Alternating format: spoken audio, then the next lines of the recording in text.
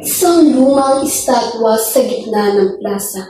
Isang mukhang nakasulyap mula sa kupas na pahina ng textbook. At isang pangalan na paulit-ulit nating naririnig kung sasapit ang buwan ng Agosto. Mga kalalawigan, madalas nating ikulong si Manuel Luis Quezon sa nakaraan. Ngunit itinatanong ko sa inyo sa araw nito, sapat na ba ang mag-alay ng bulaklak sa kanyang bantayog habang kanyang pangarap para sa ating lalawigan ay nananatiling nakabaon sa limot? Hindi, dahil ang tunay na diwa ni Quezon ay hindi isang kasaysayang nagwakas na. Siya ang apoy, ang talino at ang buhay na blueprint ng ating kasalukuyan at makabagong kaunlaran. Isang mapagpalang araw sa mga kagalang-galang na hurado, sa pinuno ng ating pamayanan at sa aking mga kapwa mamamayan na saksi sa transformasyon ng ating mahal na lalawigan. Ako ay tumatayo rito bilang isang mag-aaral ng senior high school, boses ng bagong henerasyon na handang maghimay sa kahulugan ng tunay na progreso. Si Quezon at makabagong kaunlaran ng ating lalawigan. Pagninayan natin ang temang ito. Ano nga ba ang kahulugan ng makabagong kaunlaran sa mata ng kabataang digital? Ito ba ay pagsilkot ng dambuhan ng mga mall? Ang paglatag ng mga kinis na kalsada o ang bilis ng teknolohiyang hawak natin sa ating mga kamay? Huwag nating lukuhin ang ating mga sarili. Ang modernisasyon ay isang huwad na palamuti kung ang sikmura ng ordinaryong mamamayan ay nananatiling salat.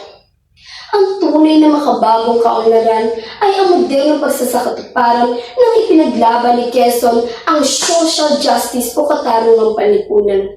Sa makabagong mukha ng ating lalawigan, ang katarungang ito ay nangangahulugan ng pantay na oportunidad. Kaunlaran kapag ang ating mga magsasaka at mga inista ay hindi na pag-iiwanan dahil may makabagong makinarya at teknolohiya silang kaagapay.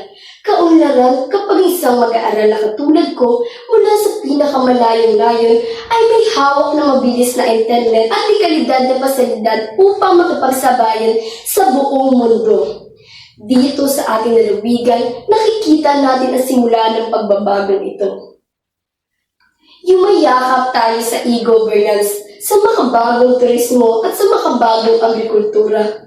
Ngunit ang pinakadakilang tagumpay natin na ito, habang lumilipad ang ating pananaw patungo sa hinaharap, ang ating mga paa ay nananatiling nakatapak sa ating pinagulan.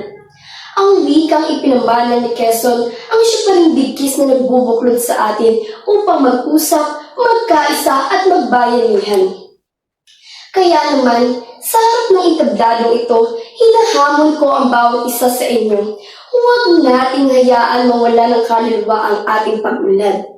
Ang pag-unlad ng walang prinsipyo ay pag-unlad ng walang patutunguhan. Kami mga kabataan na hindi na lamang basta tagamasid sa gilid ng lansangan. Kami ang lakas na magpapatuloy ng simulan. Gamit ang talino ng modernong panahon at ang tapang na nananalitay sa ating dugo, itutuloy namin ang laban ng dakilang anak ng Quezon. Mga kababayan, itaas natin ang ating mga noo. Ang makabagong kaunlaran ay hindi na isang malayong pangarap. Ito ay kasalukuyan nating isinusulat gamit ang sarili nating mga kamay. Tayo ang magpapatunay na ang ating lalawigan ay hindi na lamang basta sumasabay sa agos ng modernasyon. Tayo ang nagdidikta ng direksyon na to. Mabuhay ang diwa at dakilang legasiya ni Manuel Luis Quezon. Mabuhay ang nagkakaisa at makabagong kaunlaran ng ating mahal na lalawigan. Quezon, sulong pa! Quezon, mabuhay ka at maraming salamat po.